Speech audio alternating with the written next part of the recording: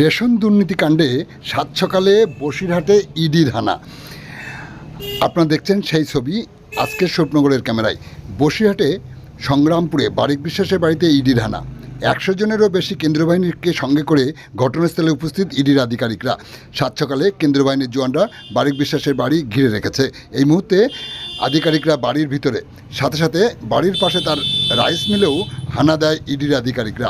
আপনারা দেখছেন সেই সময়ের ধারণকৃত ভিডিও চিত্র। আমাদের সাথে থাকুন আর পরবর্তী আপডেট পেতে সাথে থাকুন।